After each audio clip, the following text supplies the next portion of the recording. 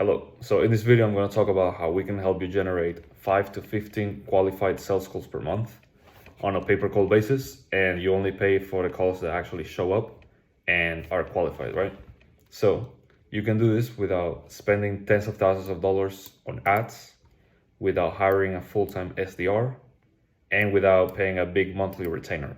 Because there's other agencies that you have to pay like a big monthly retainer and just hope that you get results. With us, you only pay for the actual results that you get, right? So this is like a general outline of what I'm going to be talking about in this video. I'm going to talk about like the general results that you can see with this, like why you should be interested, if this is for you, etc. Then I'm going to go very in depth into explaining the exact process that we use, so you know exactly what's going on here. Then the guarantee, and I'm going to explain who this is for and who this is not for, right? Because this works for a lot of people, but there's certain cases in which this wouldn't work, right? So I want to make that clear from the start. So yeah, let's just get started with this. Pretty simple. So the chances are, if you're watching this video, you're probably struggling with one of the following challenges. This is very common challenges that like agencies or B2B companies face. Maybe you don't have a predictable way of getting new clients. You're relying on referrals. You don't have time, or you don't know how to do outbound marketing campaigns, or you've tried cold email before even, and you didn't get very good results. Maybe you kept like landing in spam, your emails were not being seen by your target audience, etc. So now, with that being said, imagine if you had like a predictable stream of qualified sales meetings every single month. How would that change your business, right? This will allow you to sustainably sign new clients and grow the revenue each month, which is great, of course. So if we start working together, you're gonna have, first of all, a consistent stream of new sales calls on your calendar every month, a predictable way of acquiring new clients. You're gonna have peace of mind because you're not gonna have to worry about like, oh, where's the next client gonna come from? Like, that you have a predictable stream of new sales calls each month. Then also, this is very important, save hundreds of hours of your time by not having to learn this yourself. Because there's obviously like a lot of nuances, a lot of like little things that you have to get right in order to make cold email campaigns work. So if you try to figure out on your own, it's gonna take time. You're gonna miss out on a lot of potential results that you could be getting right away. And lastly, save thousands of dollars by not having to spend a lot of money on other marketing methods like ads, SEO or whatever, or just having to pay a big monthly retainer and just expect that you get results, or like hope that you get results, So here I just wanted to make sure that I get this clear. Cold email is a tried and true system that works. It's been working consistently for a long time, but it has to be done correctly, right? For it to actually produce good results. So here, as you can see, there's a little comparison between different methods that you can use to get new clients as a B2B company. You have cold outreach, inbound, or ads, right? So cold outreach is things like cold email, cold DMs, cold calling, etc. Then inbound would be you posting content on the internet and waiting for people to come to you and like reach out to you asking for your services. And then ads, then running ads and hoping that people sign up to your service as well. Now there's a little comparison here, as you can see. Cold outreach is linear, meaning that the more cold outreach that you do, you get more results. And if you stop doing cold outreach, you stop getting results. It's pretty simple. Now, inbound is compounding. Well, let me go back to cold outreach first. Cold outreach is linear, so the more you do, the more results you get. It's very cheap to do, and it works very fast. So you can start a cold email campaign today, and you're gonna start getting results pretty quickly. Now, comparing that to inbound, which is creating content and stuff, it's compounding over time. So it's not linear. At the beginning, it's going to be very slow, and then it's going to start growing, and it grows exponentially over time, but it's slow to work. That's why I put it here. It just takes a long time. So obviously I'm not saying don't do that. Obviously, yeah, it's a great idea to do inbound as well, but I'm just making the comparison. Like, one is faster, this one takes a longer time, but it's also money cheap if you're doing it yourself. And lastly, we have ads, which are also linear. So as you start spending money on ads, you're gonna start seeing the results very quickly, but it's very expensive, right? Just wanted to make that quick comparison right there.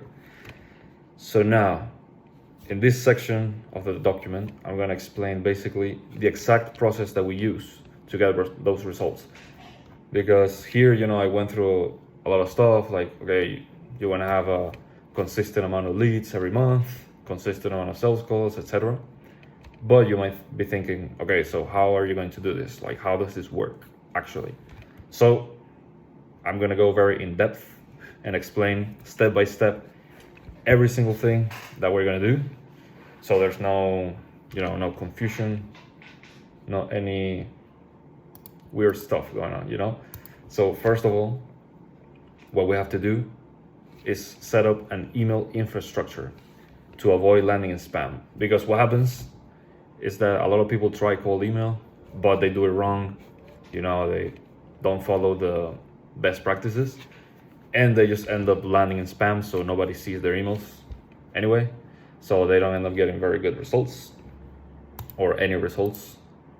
So the first step that we need to take is setting up the proper email infrastructure to make sure that everything's working properly, right? So let's just start with this. Like, would you make more money if you put yourself in front of more potential clients? Yeah, of course.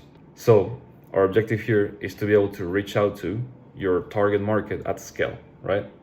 But there's a big problem with this. If you send too many emails from one email account, that domain is gonna get burnt and all of your emails are gonna land in spam. So let's say you wanna reach out to 100,000 people, that's a big number, but let's just say from one email account, if you try to do that, like, that account is gonna get burnt, it's not gonna work anymore, and all the emails are gonna go to spam. So you don't want this to happen. And the solution is very, very simple.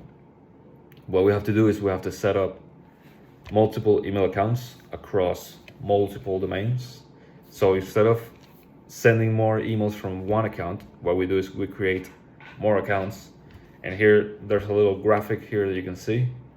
We have like domain 1, domain 2, domain 3, and then we have multiple, well, we usually say 2 inboxes per domain.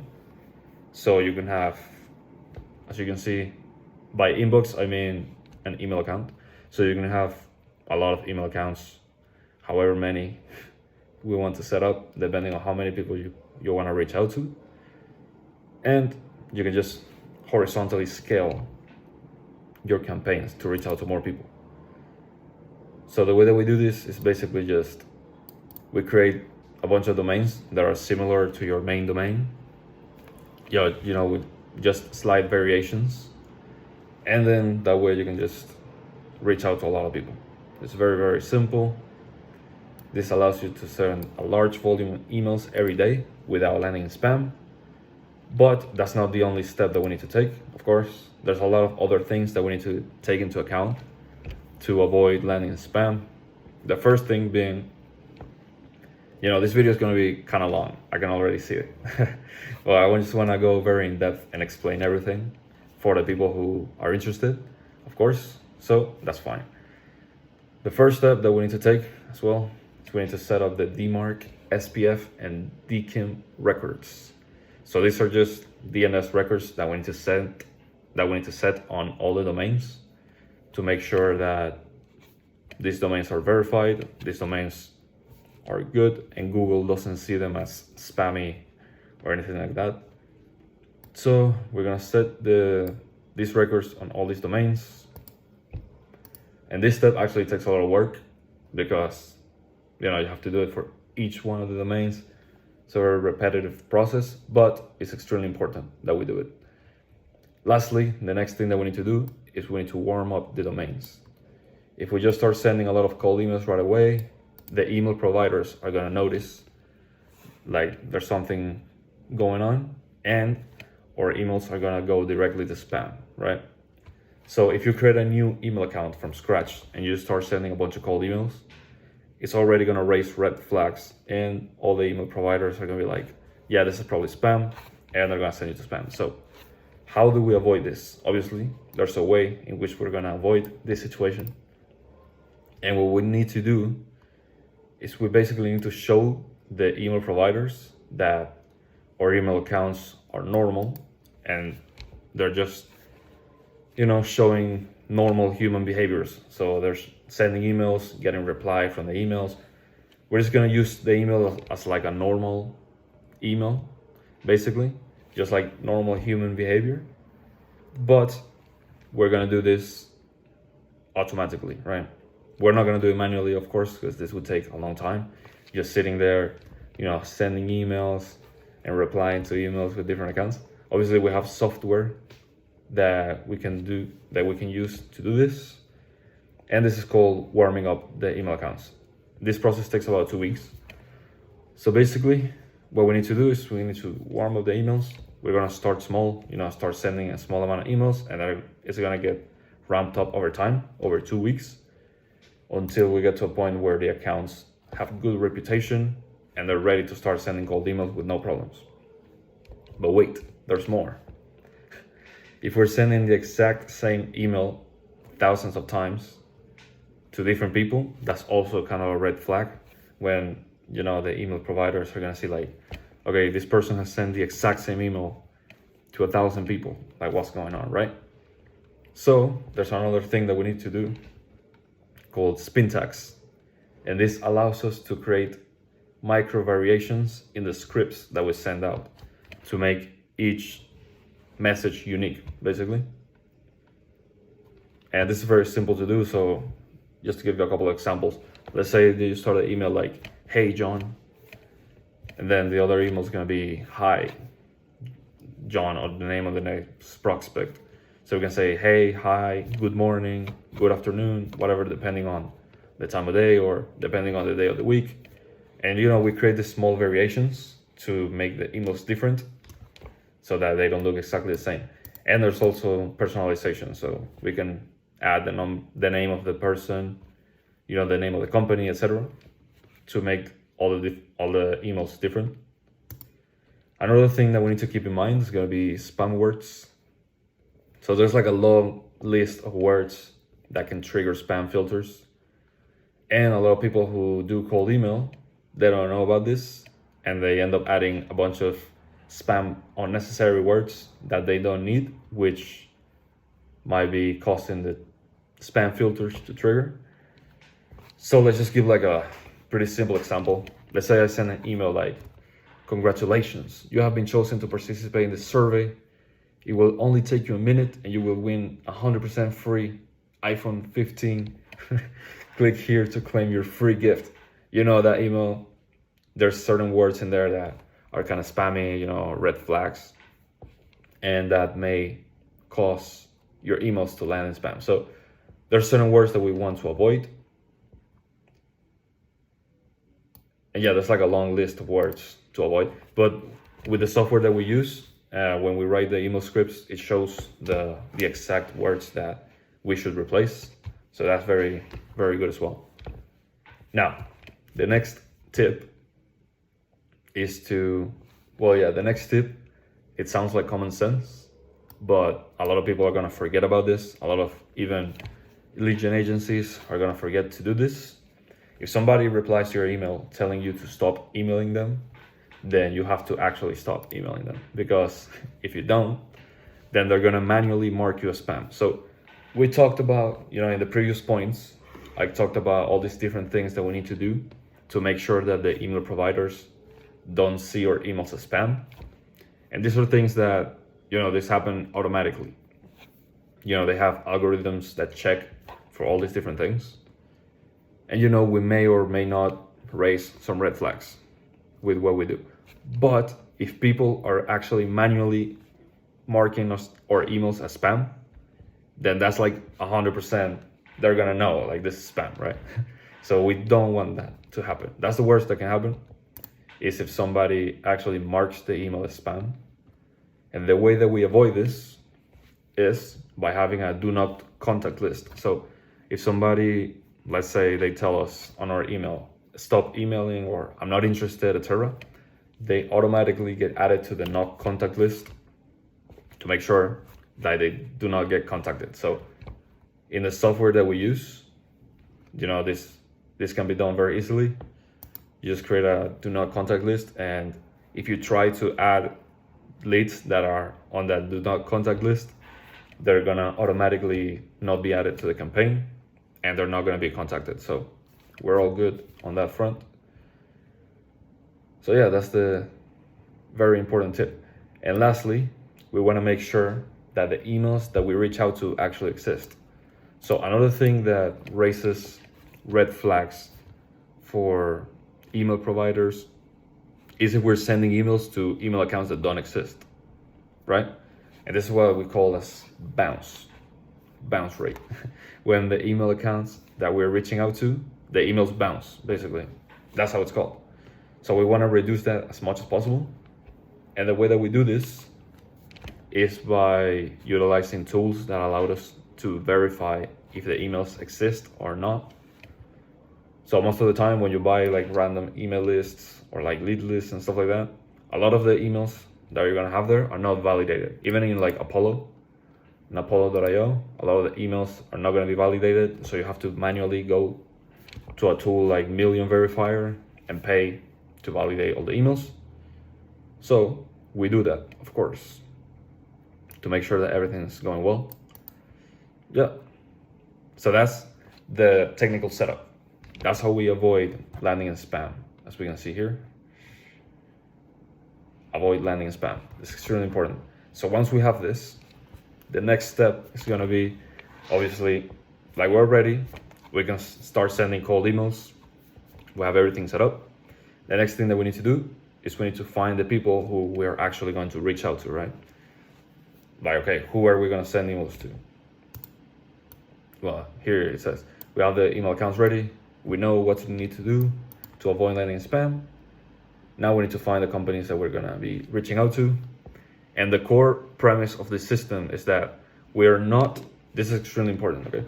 We are not mass spamming millions of emails and try to come across a deal randomly. That's not what we're doing. What we're doing is creating specific and very like targeted lead lists. So we're targeting a specific ideal customer who matches your offer and the type of people that you're trying to reach out to specifically. And also we optimize for qualified calls, not calls with tire kickers or people who don't fit your ideal client profile. So it's in our best interest as well to reach out to people who are actually relevant, because if we start reaching out to a bunch of random people who don't have anything to do with what we're selling, then we're not going to book calls, or the calls that we booked are not going to be qualified, and we're not going to get paid, right? So the incentives are definitely aligned there. So that's not a problem at all. So basically with the tools that we use, there's a variety of different tools that we can use to find leads. There's a lot of tools in which you can search by job title. You can search by job title, location, industry, keywords, technologies used, the size of the company as well.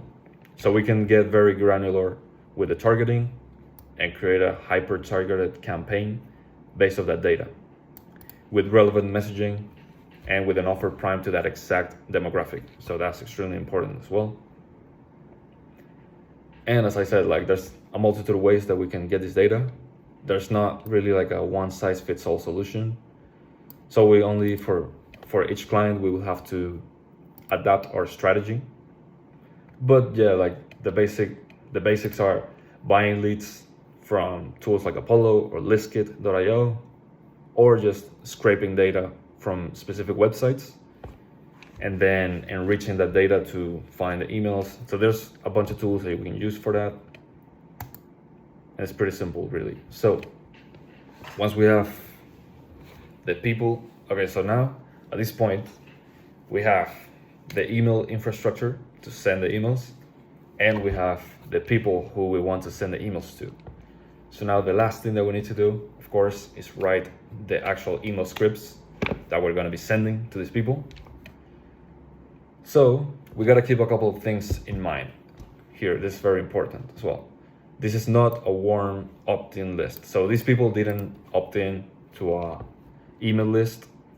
You know, they're not expecting our email necessarily. This is not a newsletter. So what we're doing here is you're entering into another person's sphere, right? You're asking for their attention completely unprompted.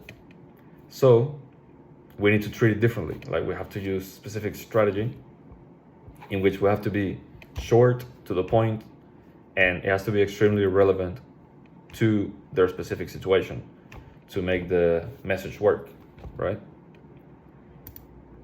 Because if we're just sending like irrelevant messages or things that don't really apply to people, or long, like super long emails, they're not gonna read them, you know, they're gonna get ignored, and obviously that's not what we want.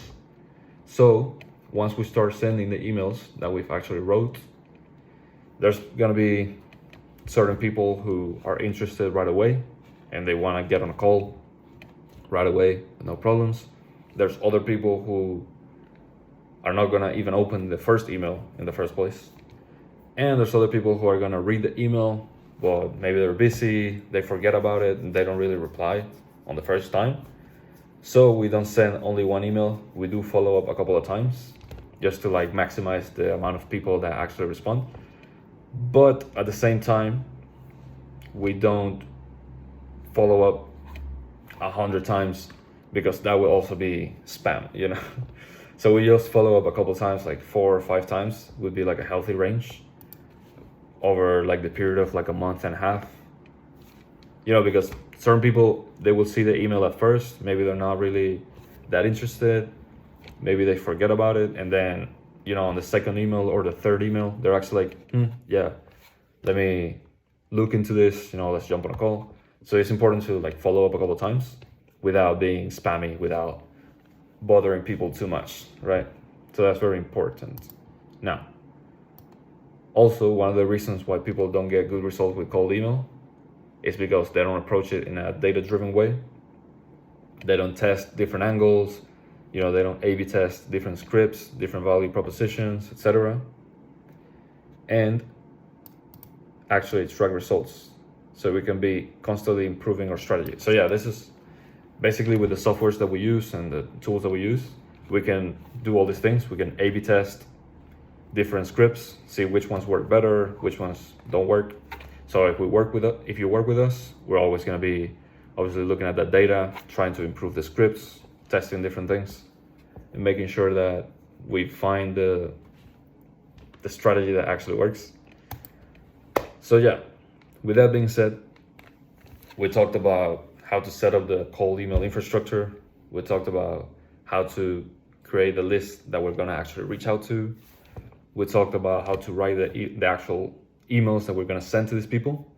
Now the last thing, there's another one. The fourth step that we need is obviously inbox management.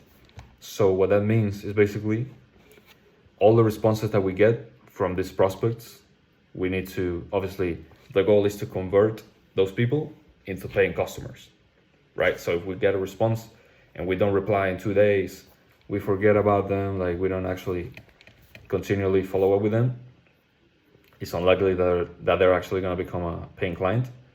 So what we need to do is, first of all, make sure that we reply to the emails as fast as possible. That's very important. And then also follow up with the prospects a couple of times if they showed interest, you know, but they haven't booked a meeting yet. And we obviously take care of the whole process for you. So we manage all the inboxes, you know, make sure that we follow up with the people, everything. And there's like a little diagram that I created here, as you can see, where I show kind of like how it would look like. You know, you have the main sequence. This is the main sequence of emails that we sent. And then when somebody actually answers an email, if it's an interested response, if it's a negative response, then we just stop reaching out to them, as we mentioned previously.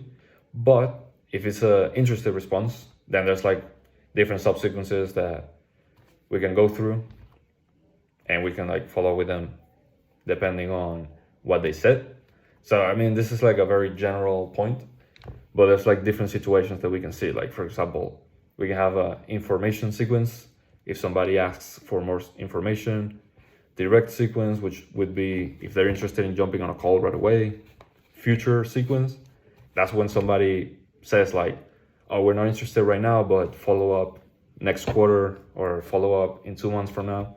We need to keep track of that, so we actually follow up with them in the future.